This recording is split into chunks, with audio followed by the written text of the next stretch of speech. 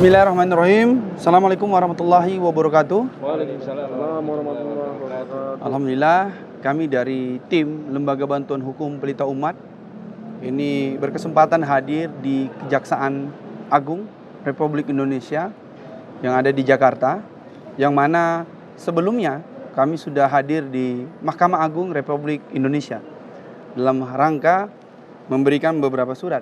Dan adapun hari ini kami dari LBH Pelita Umat memberikan surat kepada Kepala Kejaksaan Agung Republik Indonesia dalam perihal permohonan kontrol terhadap Kejaksaan Negeri Surabaya.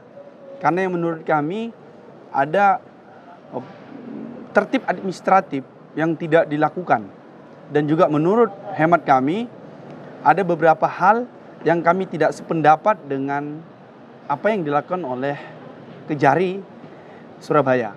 Dan juga tentunya ini dilatar belakangi beberapa hal, termasuk keputusan dari Pengadilan Negeri Surabaya dan juga Pengadilan Tinggi yang ada di Jawa Timur.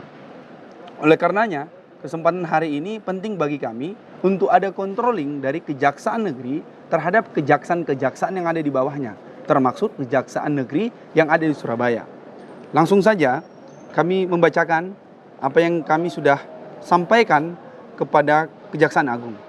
Bismillahirrahmanirrahim. Kepada yang terhormat Kepala Kejaksaan Agung Republik Indonesia di Jakarta, perihal permohonan kontrol Kejaksaan Negeri Surabaya. Dengan hormat, sehubungan dengan adanya surat panggilan B4267/MS 103 EQ 2/12/2021 tanggal 28 Desember 2021 yang tercatat diterbitkan oleh Kejaksaan Negeri Surabaya. Kami LBH Pelita Umat sebagai kuasa hukum yang mendampingi terdakwa Sugi Nur Raharja menyampaikan hal-hal sebagaimana berikut. Pertama, bahwa surat panggilan tersebut baru kami terima pada hari Selasa tanggal 4 Januari 2022. Padahal perginya menghadap Jaksa Kejaksaan Negeri Surabaya pada hari Senin tanggal 3 Januari. Ini kan tentu sangat salah administratifnya. Bagaimana mungkin surat yang didapatkan, yang ingin ditujukan terhadap klien kami itu kami terima tanggal 4, tapi disuruh hadir 1 hari sebelumnya. Ini kan tidak mungkin gitu. Ada apa? Yang kedua, bahwa tindakan Jaksa Kejaksaan Negeri Surabaya ini tidak profesional, tidak prudent, mencederai asas kepastian dan keadilan hukum, dan berpotensi mencoreng citra dan wibawa lembaga adiaksa. Yang ketiga, bahwa terdapat perbedaan pandangan antara jaksa dan tim penasihat hukum sehubungan dengan bunyi amar putusan Pengadilan Tinggi Surabaya nomor 8 Pitsus 2020, Pengadilan Tinggi Surabaya junto putusan Pengadilan Negeri Surabaya nomor perkara 1233/Pidana Khusus 2019 PN Surabaya tanggal 24 Oktober 2019. Bahwa kami berpendapat jaksa tidak dapat melakukan penahanan terhadap terdakwa Sugi Nur Raharja alias Gus Nur karena tidak ada amar putusan yang memerintahkan untuk menahan Gus Nur. Dan terhadap hal itu kami telah mengajukan permohonan fatwa kepada Mahkamah Agung Republik Indonesia. 5. Bahwa kasus yang menimpa Gus Nur ini telah menyita perhatian umat Islam, sehingga sejumlah advokat, tokoh dan ulama ikut bersuara menolak kriminalisasi terhadap Gus Nur. Karena itu, suara dari segenap advokat, ulama aktivis, dan umat Islam pada umumnya wajib didengar dan tidak boleh diabaikan. Selanjutnya, kami mohon kepada yang terhormat Kepala Kejaksaan Agung Republik Indonesia agar berkenan memberikan perintah kepada Kejaksaan Negeri Surabaya untuk tidak melakukan eksekusi terhadap putusan EQ sebelum memperoleh fatwa dari Mahkamah Agung Republik Indonesia.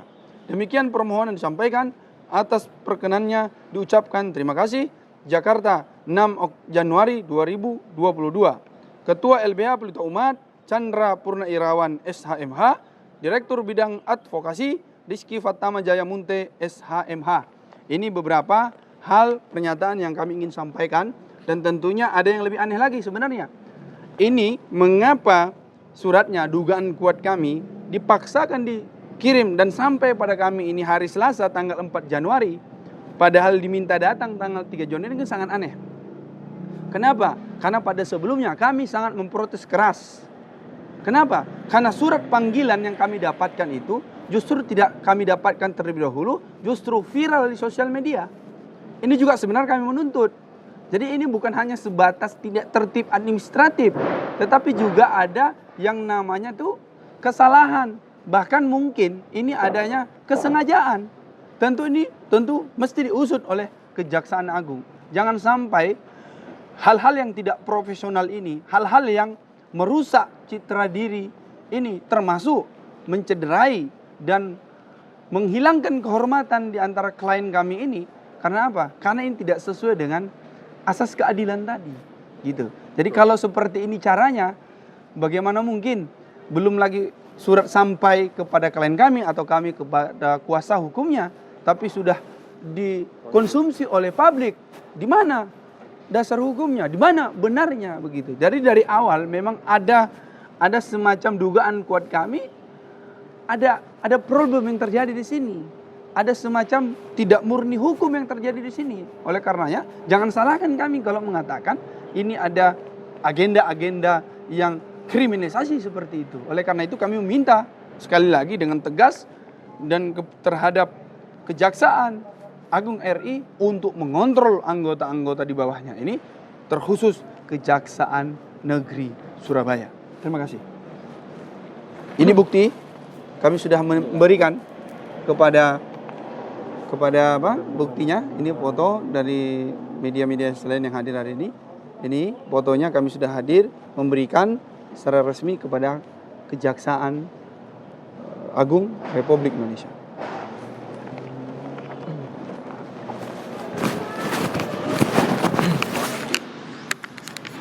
Assalamualaikum warahmatullahi wabarakatuh. Waalaikumsalam warahmatullahi wabarakatuh. Alhamdulillah kami dari keluarga Gus Nur bersama dengan Bang Riki Fatamajaya Munte SHMH ya selaku kuasa hukum Gus Nur dan juga tim dari LBH Pelita Umat dan juga kawan-kawan ya advokat yang lain, saya ucapkan jazakumullah khairan katsirah yang selalu mengawal, membela dan selalu mendampingi Gus Nur. Ya. Sekali lagi saya sampaikan kepada Bapak ya Ketua Kejaksaan Agung Republik Indonesia ya segera melakukan kontrol terhadap Kejaksaan Negeri Surabaya ya. Bahkan kalau perlu segera dipecat siapa oknum-oknum yang telah melakukan pelanggaran dan ketidakadilan terhadap Gus Nur. Ya. Sahabat Gus Nur dan juga para ulama, para habaib yang dirahmati oleh Allah SWT. Ya. Pada hari ini kasus Gus Nur ini mengkonfirmasi dengan jelas bahwa kriminalisasi terhadap Gus Nur, para ulama dan para habaib bukan hanya terjadi, namun sudah benar-benar ini sudah sangat kelewatan dan sudah betul-betul offset. Ya. Oleh karena itu sekali lagi saya sampaikan bahwa Gus Nur ini bukanlah koruptor. Ya, betul tidak? Betul. Bukan ekstremis. Betul. Bukan radikal. Betul. Dan apalagi teroris. Betul. Ya. Oleh karena itu beliau ini layak untuk dibebaskan. Ya. Dan sekarang ini luar biasa, tidak tobat-tobatnya. Ya. Oknum-oknum dari penegak keadilan ini ya semakin membabi buta. Ya, semakin ugal-ugalan. Ya, untuk menangkapi para ulama. Ya, menangkapi para habaib. Ya, menangkap dan menjebloskan Gus Nur. Juga Habib Bahar, ya juga ya Ali Barsa, demikian juga Imam Besar Muhammad Habib Rizik Syihab dan juga pengurus-pengurus FPI, ya demikian juga Ustadz Farid Okbah dan kawan-kawan dan lain sebagainya, ya demikian juga aktivis dari kami, ya sudah sangat banyak sekali.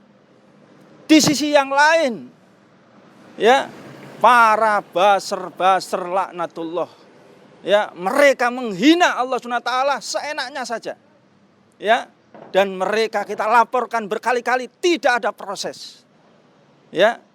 Apakah ini bukan bukti nyata tentang, ya, ketidakadilan yang ugal-ugalan, kezaliman yang betul-betul biadab, ya. Demikian juga yang dihadapi oleh Gus Nur. Subhanallah. Ya, Gus Nur mencoba untuk melaporkan Kaharu yang ada di Palu. Ya, yang menista Gus Nur. Sudah hampir 2 tahun lebih ini, ya, menguap, ya, tidak ada beritanya sama sekali. Demikian juga melaporkan Gus Arya yang kita duga dengan kuat dia betul-betul, ya, ujaran kebencian, ya, yang menghina Gus Nur, ya, dengan ujaran-ujaran setan, iblis, ya, dan lain sebagainya. Ini juga sudah 2 tahun lebih. Bahkan menurut, ya, saudara TIJ, ya, si Gus Arya ini bukan orang sembarangan. Dia ini juga diduga oleh TIJ ini termasuk orang homo yang membuat kegaduhan di, ya, media sosial. Sudah nampak jelas tapi tidak segera diproses, apalagi ditangkap. Ya, coba apa tidak malu bapak-bapak yang ada di Kejaksaan Negeri Surabaya, apalagi di, ya, Mahkamah Agung ini, ya, Kejaksaan Agung dan juga di Mahkamah Agung yang tadi kita kirim. Apa tidak malu ini dipertontonkan kerusakan hukum, ketidakadilan, kezaliman, kebiadaban dan ugal-ugalan hukum ini? Ya, apa tidak malu? Ya, dan ini jejak digital nanti ini akan sampai kepada pemimpin-pemimpin yang akan datang yang adil. Sampai kepada generasi nanti akan datang, sampai kepada anak cucu kalian. Apa kalian tidak malu? Subhanallah. Ya, luar biasa. Yang kedua kami sampaikan juga kepada para ulama, para habaib untuk sabar.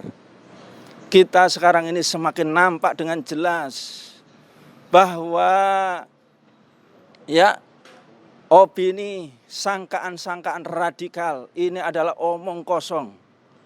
Ya, sangkaan-sangkaan ekstremis ini adalah omong kosong. Ya, sebagaimana yang disampaikan oleh, ya, Profesor Kiai Haji Din Samsudin, ini adalah agenda dari Amerika Rand Corporation, ya, untuk memecah belah umat, agar umat ini terpecah belah. Yang kedua untuk menakuti umat tentang, ya, penguasaan sumber daya alam, ya, sumber daya manusia, undang-undang oleh oligark, oleh asing dan asing. Sebagaimana yang disampaikan oleh Kiai Haji Anwar Abbas, ya, ketika dia mengeluh kepada Presiden Jokowi, ada 1% orang menguasai hampir kurang lebih 59% sumber daya alam manusia. Ya, subhanallah. Ya, dan ketika itu direspon oleh Bapak Jokowi itu, ya, tidak salah, subhanallah. Ya, demikian juga kalau Pak Mahfud bilang, ya, Mahfud MD juga bilang, dan ini banyak dikutip oleh para tokoh, ya. Malaikat pun masuk ke dalam sistem ini akan menjadi iblis. Bahkan beliau mengatakan, ya, hampir 80%, 81% pilkada dan pilgub ini dikuasai oleh para cukong, oleh oligark. Ini kondisi kita. Ya, sedangkan para ulama, para habaib Gus Nur, Habib Bahar, ya, Habib Rizik hanya ingin menyadarkan itu. Ya, ingin skandal ketidakadilan, skandal korupsi, skandal perampokan negeri ini dihentikan. Cuman hanya itu yang diminta. Ya, skandal Harun Masihu, coba sampai sekarang belum tertangkap bagaimana? Skandal Jiwasraya, skandal Asabri, belum terungkap semuanya. Akan nanti ini terjadi skandal kereta cepat. Kereta cepat bilang tidak menggunakan dana APBN. Akan menggunakan ternyata. Dan terjadi pembekaan sekitar, ya, 27 triliun lebih. Dan itu dipakai uang negara. Belum nanti ini tidak akan kembali uang negara ini.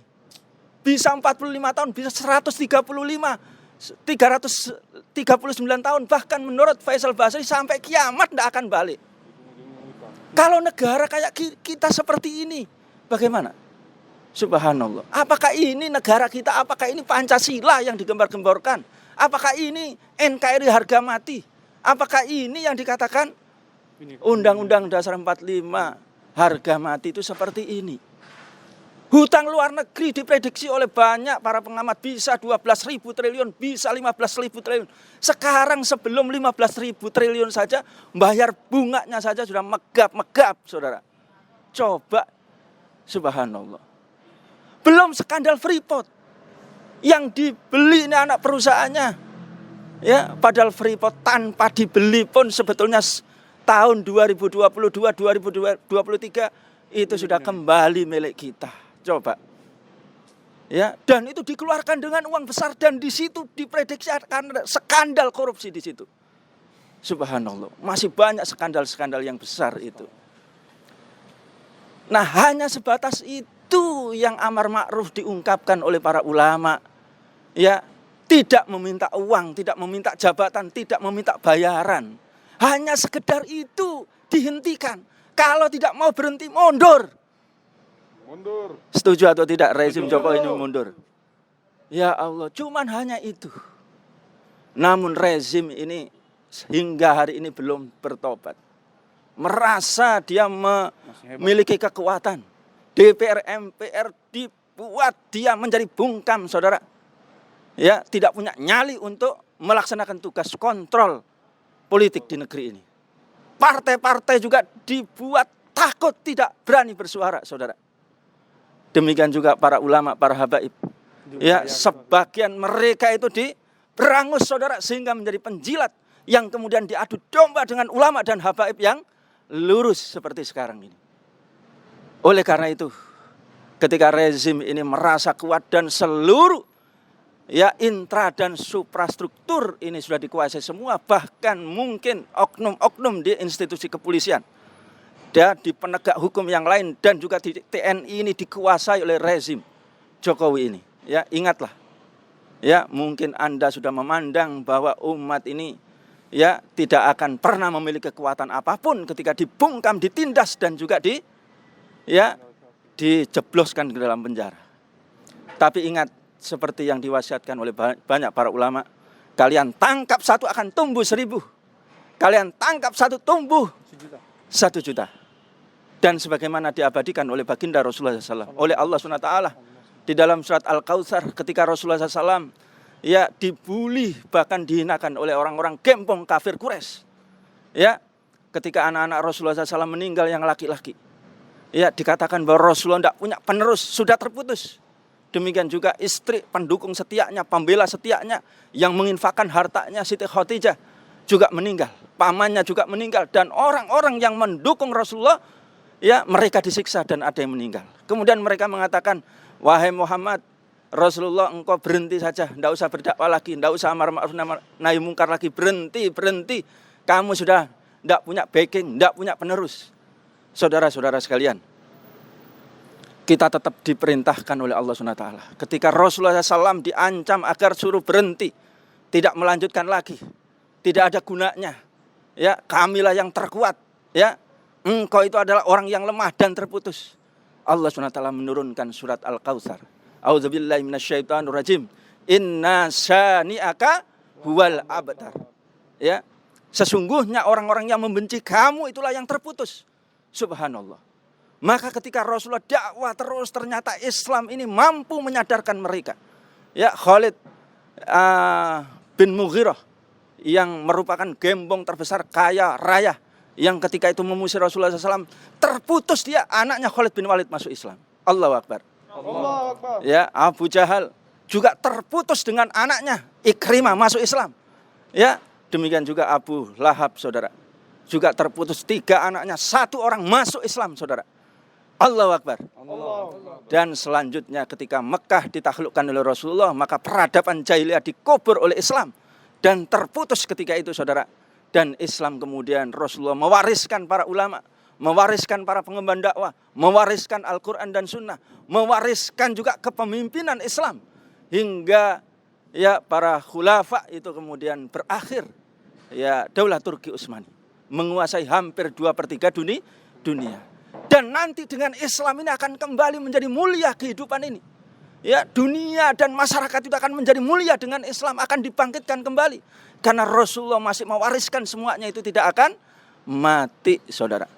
Oleh karena itu, saudara, ya saya menyampaikan kepada para ulama, kepada para habaib, ya, kepada para aktivis, kepada para pejuang terus melakukan amar ma'ruf nahi mungkar untuk menegakkan keadilan, untuk menegakkan kebenaran, untuk mencegah korupsi, untuk mencegah perampokan, ya, sumber daya alam dan manusia di negeri ini melalui undang-undang yang kemudian didesain oleh para oligark.